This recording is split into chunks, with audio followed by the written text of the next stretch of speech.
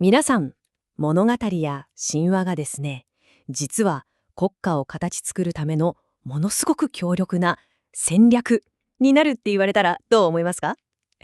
今回はですね、アリジャン・イナイエット教授の研究をもとに、このミソストラテジーっていう、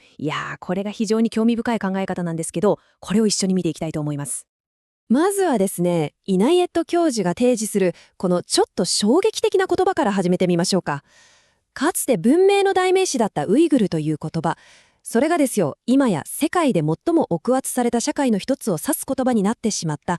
このあまりにも劇的な変化の背景に一体何があるんでしょうか。この問いこそが今回の話の出発点になるわけです。そう、ウイグルの例っていうのは僕たちにもっと大きな問いを投げかけてくるんですよ。つまり、はるか昔の物語がどうして現代のこの権力闘争の道具になり得るのかってことですよね。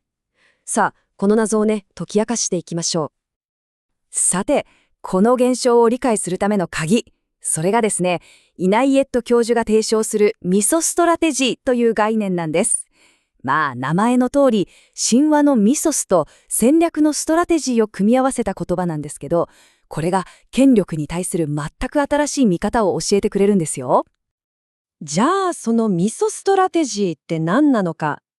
すごく簡単に言うと、神話とか英雄の物語を、意図的に使って、社会をまとめたり、ある体制をこれが正しいんだって正当化したり、もっと言うと、経済的な利益まで得ちゃう、そういう方法論のことなんです。これが今回の解説のまさに核になる考え方ですね。このミソストラテジーって言葉、2つのパートに分けるとすごくわかりやすいと思うんです。まず1つ目が、人々の心に深く根付いている神話そのものが持ってる、絶大な力ですよね。で、もう一つが、その力をある特定の目的のために使おうっていう戦略。この2つがガチッと組み合わさるわけなんですね。じゃあ、この戦略って具体的に何に使われるんでしょうか？例えばですね、新しい王朝が我々こそが正当だって主張するとか、もうバラバラの文化を持つ人々を我々は一つの国民だってまとめ上げるとか、あるいはある社会の価値観そのものをガラッと変えちゃう。で、驚くのはそれだけじゃなくて、経済的な利益のためにも使われるっていうんですから、その応用範囲ってとんでもなく広いんですよね。はい。ではここからはもっと具体的なケースを見ていきましょう。最初のケースファイルは共通の祖先。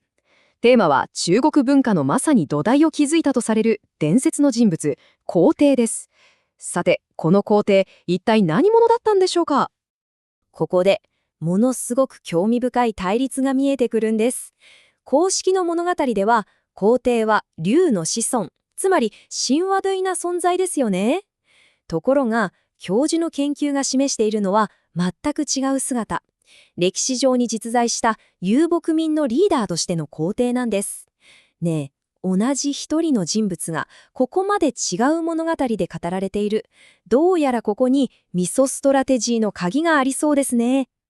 教授の分析によれば、この皇帝という存在は3つのステップを経て政治的なシンボルへといわば作り変えられたんだそうです。まず、もともとは実在したかもしれない一人の部族長がいた。それが次に神々のトップに立つ存在にまで神格化される。そして最後にすべての中国王朝の歴史上の祖先として歴史そのものに書き込まれてしまう。これはもう歴史の再発明と呼ぶしかないですよね。そして、この壮大な物語が目指したゴール、それは一体何だったのか。つまり、ものすごく多様な民族とか文化を持つ人々を、皇帝っていうたった一人の共通の祖先のもとに結びつけちゃうこと。教授に言わせれば、これこそがあの広大な土地を一つの国民としてまとめるための究極の戦略だったというわけなんですね。さあ、次のケースはさらに一歩踏み込みますよ。神話が土地の所有権まで作り出すっていうかなり大胆な話です。ここで注目するのは、西の女王とも呼ばれる女神、西王母です。ここでも皇帝と全く同じ構図が見えてくるんです。公式の物語では、半人半虎の、神秘的な女神ですよね、西王母は。でも、教授が主張するのは、西方の部族を実際に率いていたカリスマ的なリーダーとしての姿なんです。いやー、神話のベールを一枚剥がすと全然違う顔が見えてきますね。そして、この戦略のめちゃくちゃ重要なポイントがこれなんです。西欧モの故郷が、現在の新疆ウイグル自治区とか、チベットにある混乱山脈だとされたこと。これによって何が起きるかというと、神話の物語がある特定の領土に対して、ここは昔から我々のものだっていう歴史的な権利を主張するための根拠として使われる道が一気に開かれた。教授はそう分析してるんですね。この引用がその戦略のまさに核心をついてるんですよ。皇帝たちが征服を目指す理想の空間。つまりですね、神話の力で、あそこは聖なる土地だっていう空間を作り出して、そこを征服すること自体を国家の目標にしてしまう。物語が現実の軍事行動の引き金になった瞬間ですよね。いや、これはミソストラテジーのちょっと恐ろしいくらいの力と言えるかもしれません。さて、ここまで古代中国の神々の話をしてきましたけど、じゃあこれが現代を生きる僕たちにどう関係するのかって思いますよね。実はこのミソストラテジー、決して歴史の中だけの話じゃないんです。そう、古代の神々から僕たちが毎日目にする現代のブランドまで、その手法は見事に受け継がれているんですよ。例えば有名な孫悟空。彼はもちろん架空のキャラクターですよね。でも物語の中で彼が旅したとされる新疆ウイグル自治区には、なんと実際に彼の像が建てられてるんです。教授に言わせればこれも戦略。フィクションをあたかも史実だったかのように定着させて、その土地との歴史的な結びつきを後から作り出しちゃうわけですね。そしてこの戦略の射程範囲は国家建設みたいな壮大な話だけじゃないんですよ。教授の分析は僕たちが日常的に触れている商業、つまりビジネスの世界にまで及んでるんです。政治や文化だけじゃない、企業のブランディングにまでこの神話の力ががっつり利用されてるっていうんですね。ほら、見てください。例えばナイキ。これはギリシャ神話の勝利の女神の名前ですよね。翼を持つ馬、ペガサスもそう。